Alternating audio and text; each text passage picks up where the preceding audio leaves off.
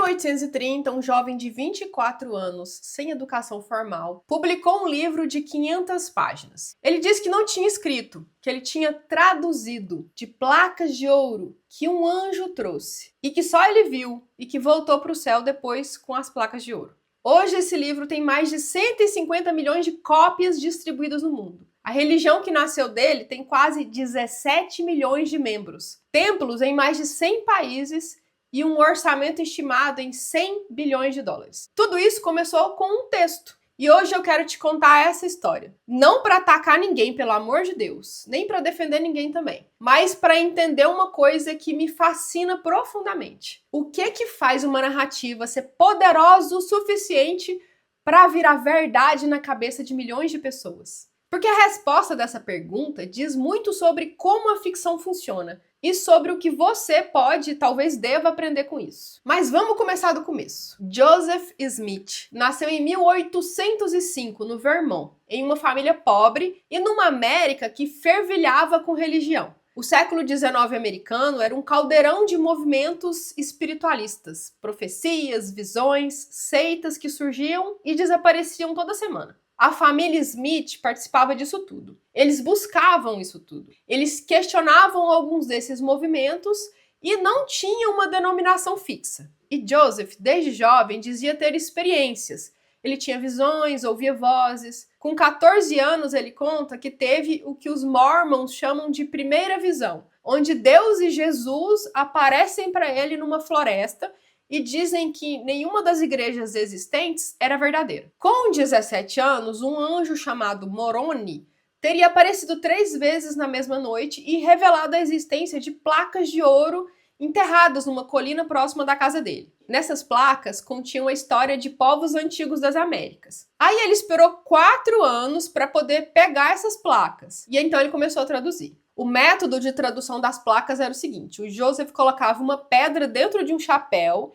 enfiava no rosto o chapéu para bloquear a luz, e as palavras em inglês apareciam na pedra.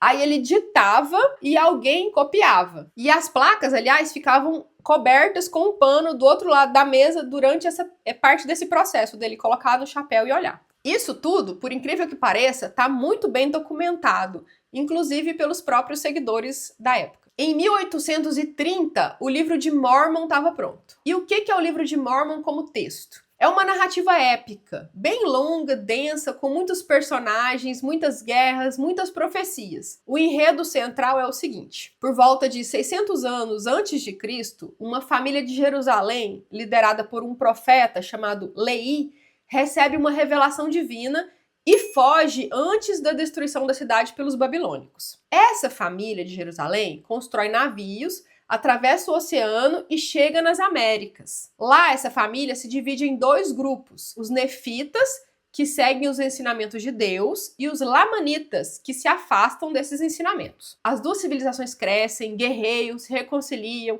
e voltam a guerrear, isso por séculos. O ponto culminante da narrativa acontece depois da ressurreição de Jesus, que aparece fisicamente nas Américas e prega para os povos do continente. É uma das cenas mais impactantes do livro. Jesus ali descendo dos céus, diante de uma multidão, mostrando as suas chagas, deixando as pessoas tocar nele nas chagas, enfim. Aí no final, os nefitas são destruídos pelos lamanitas. E o último nefita, o Moroni, que é o mesmo anjo que apareceu para Joseph, enterra as placas de ouro lá na colina, onde Joseph vai achar uns anos depois. E aí, uns anos depois, 1400 anos, Joseph vai lá e encontra essas placas e traduz o livro. É uma narrativa com arco completo. Tem origem, tem conflito, tem o grande clímax, tem o desfecho da narrativa e uma moldura que conecta o texto antigo ao presente, ao próprio Joseph, que depois achou e traduziu os textos. E aqui começa a parte que eu acho que é a mais fascinante de tudo isso. O livro de Mormon não é só uma narrativa. Ela é uma narrativa construída para soar como verdade dentro de um contexto específico. Pensa aqui comigo. Em 1830, a Bíblia de King James era o texto sagrado por excelência de quem falava a língua inglesa. Era o padrão de como a palavra de Deus soava. Aquele inglês arcaico. Não era só um estilo, era uma autoridade. O livro de Mormon imita esse registro com muita precisão. Por exemplo, a frase, e aconteceu que que é uma das frases mais marcantes e repetidas da Bíblia de King James, aparece mais de 1.300 vezes no texto do livro de Mórmon. Não é um acidente, é calibração. O texto está dizendo em cada parágrafo: eu sou como a Bíblia.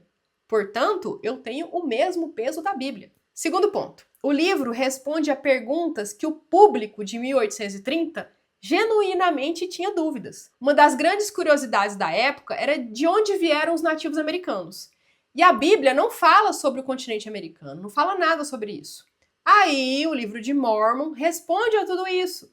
Ele encaixa o novo mundo na narrativa bíblica com bastante detalhes, com genealogias, com nomes, com datas, com batalhas até. Não é uma resposta evasiva dos leitores. É um sistema completo que preenche um vazio que o leitor já sentia. O terceiro ponto é que o livro é verificável pela experiência, não pela evidência. E isso é crucial. Quando alguém questiona a historicidade do texto, e pode ter certeza que tem milhões de historiadores e arqueólogos que têm sérios problemas com essas alegações geográficas e culturais do livro de Mórmon, a resposta oficial da igreja é sempre assim: ore, peça uma confirmação espiritual.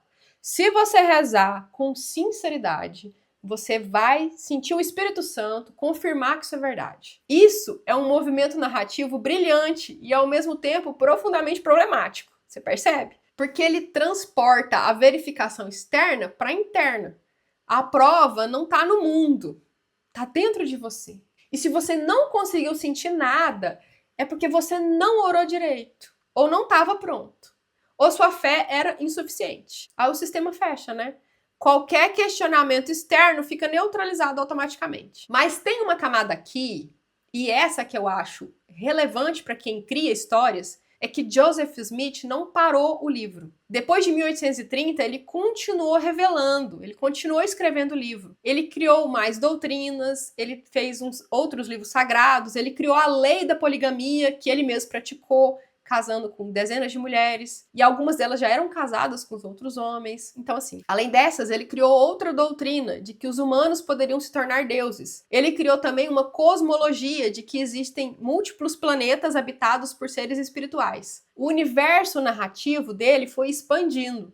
E quanto mais ele expandia, mais os seguidores que já estavam dentro tinham a investir na crença. Porque abandonar não seria só mudar de opinião sobre um livro, seria desfazer uma identidade inteira. Isso tem até nome na psicologia comportamental. Chama custo irrecuperável. Quanto mais você investe em algo, mais difícil é sair disso. Mesmo quando os sinais dizem que talvez você deveria sair disso. Mas em termos de narrativa, o nome disso é outro. Chama world building progressivo. O mundo cresce junto com o engajamento do leitor. Cada nível de aprofundamento revela mais do universo.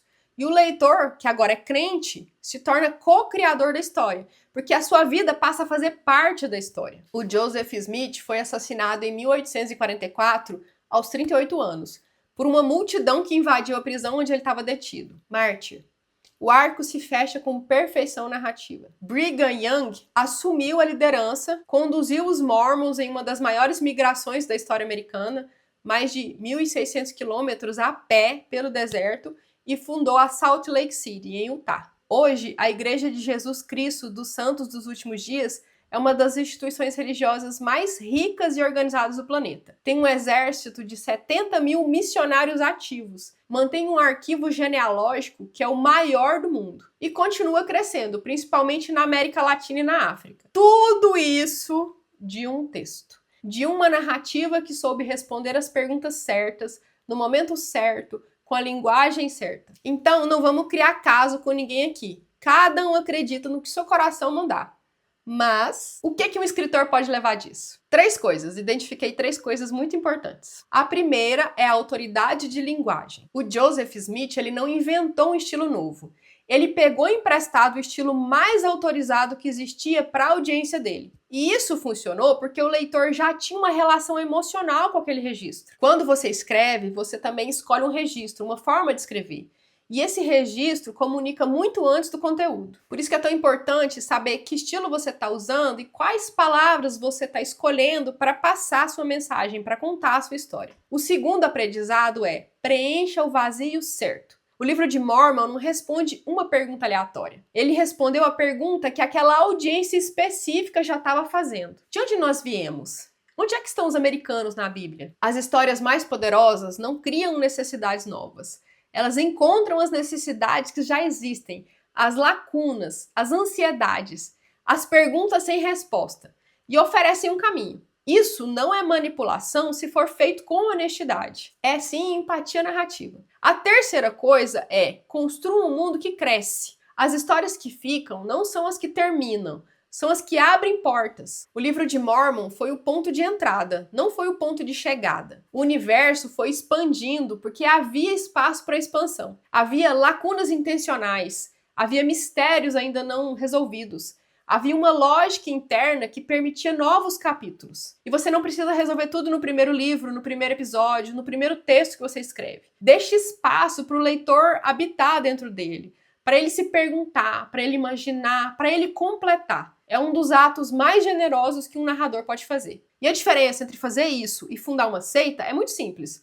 Transparência. A ficção te convida, enquanto a doutrina te ordena. Você pode criar um mundo tão rico quanto qualquer sistema de crença, contanto que você deixe a porta aberta para o seu leitor sair quando quiser. E agora me conta aqui nos comentários o que você achou disso tudo. Se você se sentiu ofendido de alguma forma, saiba que não foi minha intenção. Minha intenção aqui é só analisar narrativas interessantes. Então sinta-se acolhido, porque o livro de Mormon é uma narrativa muito interessante. Se você gostou desse vídeo, deixe seu like, se inscreva no canal para receber os próximos vídeos sobre literatura, sobre mistérios da literatura e sobre escrita criativa. Eu vou deixar um outro vídeo do canal aparecendo aqui na tela. Eu espero que você veja e eu espero que você goste. Obrigado por ficar até o final. Te vejo na próxima, hein? Tchau, tchau.